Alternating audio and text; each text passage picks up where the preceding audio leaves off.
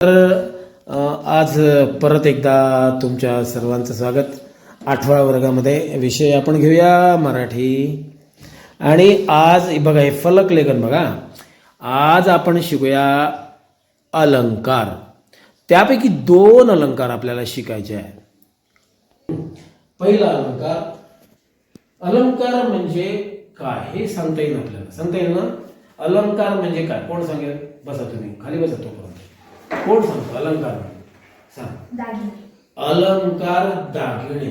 जसं दागिने आपल्याला सजवायला असतात ना, शब्दांना सजवण्यासाठी अलंकार असतात. शब्दालंकार आहे ना, अर्थालंकार शब्दालंकार. तर आपण अलंकाराचे आज 2 प्रकार बघूया. उपमा अलंकार आणि उत्प्रेक्षा अलंकार. तर पहिल्या कुठल्या प्रकाराला हात न घालता एक काहीतरी सांगतोय मी. म्हणजे उपमा अलंकारामध्ये एखाद्या वस्तूला दुसऱ्या वस्तूची उपमा दिली जाते. त्याच्या सारखं आहे असं काहीतरी म्हटलं जाते. काल तुम्हाला म्हटलं तयारी करून या. कोणी उपमा अलंकाराची व्याख्या तुमच्यापैकी कोण सांगते? बघा हे 2-3 जणींनी 4 पोरींनी प्रज्वल हात वरत केला. तर उपमा अलंकाराची तेजल तू सांग बेटा. उभी राहा. 2 वस्तूंतील सारखेपणा ज्या वर्णात वर्णलेले असते त्या शब्दाला उपमा अलंकार असे म्हणतात. ओके बरोबर. बरोबर आहे ना हिचं? ये ना बरोबर आहे का हिचं? का म्हणाले? जेथे ज्या ठिकाणी 2 शब्दांमधील सारखेपणा दर्शवला जाते. सारखेपणा मला सांगा प्रज्वल सारखेपणा दर्शवणारे शब्द कोणाला माहित आहे? कोण सांगताय? तू सांग. सारखेपणा दर्शवणारे. उपमा अलंकारामध्ये सारखेपणा दाखवण्यासाठी समज, समान, सारखा, परिगत, प्रमाणे हे साम्यवाचक शब्द वापरले जातात. Okay sir. एक शब्द सांग. मी लिहितो. सांग. सम, समान, समान, सारखा, सारखा, प्रमाणे, परिगत. परी आणि गत आहे ना. परी आणि गत. ओके चला. गत ह्या आता बघा ही एवढी शब्द जिथे जिथे असतात आमची समृद्धी म्हणते प्रज्वल त्या ठिकाणी उपमा अलंकार होते. चला याला याप्रमाणे काहीतरी वाक्य मनात तयार करा. काहीतरी आलेलं असेल वाक्य. पहिल्यांदा सांगते यामधलं ना कोण सांगते? ईश्वरी. चल. माझ्या गायीचे दूध अमृतापरी गोड आहे. का म्हटलं डबल? माझ्या गायीचे दूध अमृतापरी गोड आहे. माझ्या गायीचे दूध अमृतापरी गोड आहे. चला प्रश्न तिला विचारू आपण.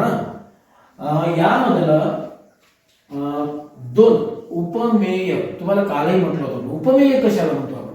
उपमेय कोणतं? गायीचे. गायीचे दूध उपमेय. आणि उपमा कशाची दिली आहे सांग? अमृत. बरोबर आहे. आणि आता आपण त्याला म्हणू आपण एक उपमेय असते. काय म्हटलं? गायीचे दूध. गायीचे दूध आणि उपमान कशाची उपमा दिली बेटा त्याला? अमृताची उपमा दिली. समानता या 2 मध्ये समानता सांग बरं. कशामध्ये दाखवली? समानता दर्शक दाखव. समानता येत धर्म कोणता? समानता दर्शक धर्म कोणता? गोड. गोडवा हा समानता दर्शक मारा शब्द आहे. गोडवा दोन्ही याच्यामध्ये गोडवा आहे. आणि मला सांग ज्यामुळे आपण की नाही ओळखतो अलंकार ओळखतो तो शब्द कोणता? परी. त्यामधला परी. अजून एक करेक्ट. 8वं वाक्य कोण सांगते? सारखा वापरा, समान वापरा, सम वापरा, प्रमाणे वापरा. उदाहरणार्थ कविता राऊत यांचे धावणे रेल्वे सारखेच आहे. बरोबर आहे. कविता राऊत हिचे धावणे रेल्वे सारखे आहे. चला यामध्ये उपमेय काय सांग? वाक्य आहे कोणाला? सम, समान, सामा. तुझ्याकडे आहे सांग. समृद्धी. माझी शाळा ही स्वर्गासारखी दिसते. चला यामधला अलंकार ओळखताना उपमा अलंकार ओळखायचा. कशावरून ओळखायचा सांगा? कोणाला समजते? कोणाला सांगता येते? कशावरून ओळखायचा? सारखी. हा सारखी आहे. माझी शाळा ही स्वर्गासारखी आहे. स्वर्गासारखी आहे. सारखी असल्यामुळे की नाही अलंकार उपमा ओळखायचा. शाळेला कशाची उपमा दिली? स्वर्गाची. स्वर्गाची. चला बस. तुम्ही छान काय म्हणतो माहितीये का? उत्प्रेक्षा अलंकाराची तयारी कोण करून आलं का? ज्यांनी सर तुम्ही सांगितलं मला थोडं सांगता येते बघ रे. कोणाला सांगता येतो उत्प्रेक्षा अलंकार? पहिल्यांदा कोण सांगेल? व्याख्या कोण? कसा ओळखावा? तू सांग. आमची आनंदी सांगते काय? हा. उपमेय जणू उपमानासारखे जिथे वर्णियाले असते तेथे उत्प्रेक्षा अलंकार. करेक्ट. काय म्हटलं रे? तुम्ही सर्वजण एक वेळ सांगा. हा. उपमेय जणू उपमानासारखे असे जिथे वर्णन केलेले त्याला उत्प्रेक्षा अलंकार म्हणतात. म्हणजे उपमेय. का उपमेय हे उपमेय नाही, ते उपमानच आहे. म्हणजे इशाराचं उदाहरण. उत्प्रेक्षा अलंकारामध्ये जणू, काय, जसे, वाटे, भासे, वाटे हे शब्द येतात. असतात. चला इथं मी लिहितो. काय काय असते बेटा सांग. हा. जणू, जणू, काय, जणू काय, जणू काय एकत्र. हा. जणू काही. हा. भासे, भासे, वाटे, वाटे, जसे, जसे आणि तसे. है ना? चला एवढे शब्द असतात.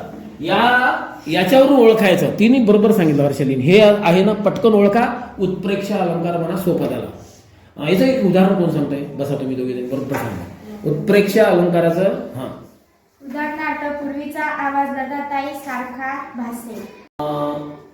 उपमेय काय आहे? उपमेय कशाला म्हणतो आपण? हा सांगतो. तीच सांगते. पूर्वी, पूर्वीचा आवाज उपमेय. आणि उपमान काय आहे? तिला कशाची उपमा देतो? लताताई, लता दिदीची. आणि दोघींमध्ये समानता गुणधर्म काय आहे? आवाज, आवाज आहे. आणि नंतरचा मुद्दा ओळखायचा. ज्याने आपण अलंकार ओळखतो तो शब्द कोणता? भासे. भासे. ईश्वर. आपण 7व्या वर्गामध्ये शिकलो का? बलाकमाला उडता भासे कल्पसुमांची माळाची. ते सांगा. बलाकमाला म्हणजे बगळ्याची माळ. हे काय? उपमेय. उपमान काय आहे? कल्पसुमांची. करेक्ट. हिने बरोबर सांगितलं. कोणतं बेटा? कल्पसुमांची माळ. कल्पसुमांची माळ. दोन्हीतली समानता गुणधर्म काय? माळ, माळ आहे ना. आता ज्यामुळे की नाही आपण अलंकार ओळखतो तो काय? भासे. करेक्ट. मग आता समजा डोळे लावून वाक्य वाचलं. डोळे लावून नाही म्हणण्यापेक्षा वाक्यामध्ये मला बाकीचं समजलं नाही, परंतु सर तुम्ही म्हटलं की नाही त्यानुसार आम्ही उत्प्रेक्षा आणि उपमा अलंकार ओळखू शकतो. पण उपमा अलंकार ओळखण्याचे महत्वाचे शब्द कोणकोणते आहे माहित आहे? सांगतो का? सम, समान, सारखा, परिगत, प्रमाणे. प्रमाणे. हे असे असलं ना वाक्यात पाहायचं तर तेथे अलंकार उपमा लावून द्यायचा. आणि उत्प्रेक्षा अलंकार कशावरून? जणू काही, भासे, वाटे, जसे, तसे की अशी शब्द दिसेल ना तिथे ठोकून द्यायचा. का ठोकून द्यायचा? उत्प्रेक्षा अलंकार. मग सांगा अलंकाराने काय होते? शब्दांचं वजन वाढते, शब्दाचं सुंदरता वाढते. आपल्या अलंकाराने आपली सुंदरता वाढते ना. अलंकाराने काय होते? शब्दाची सुंदरता वाढते. आता किती आधीच तू सांगताय सांग. शिवाजी महाराजांची तलवार ही तलवार नसून सूर्यच आहे जणू. आता मला सांगा यामधलं कोणत्या अलंकारातलं सांगितलं तुला? उत्प्रेक्षा. उत्प्रेक्षा. मला सांग उत्प्रेक्षा अलंकार उपमेय काय? ते जण सांगते. शिवाजी महाराज. शिवाजी महाराजांची तलवार. उपमान काय? सूर्य. सूर्य. दोन्हीमधला धर्म कोणाचा? धर्म कोणता? समांतर धर्म. चमकणे. आणि तो शब्द कोणता? जणू. जणू. जणू. बघा बरोबर आहे ना. शिवाजी महाराजांची तलवार. अलंकार. आता मला सांगा थोडस आता इझिली सहज वाटतंय ना की आम्ही अलंकार सांगू शकतो ना तुम्ही बाळा? हो. हा ठीक आहे. विद्यार्थ्यांनी चांगल्या प्रकारे अलंकाराची तयारी केली. लगेच पुढच्या भागात भेटूया.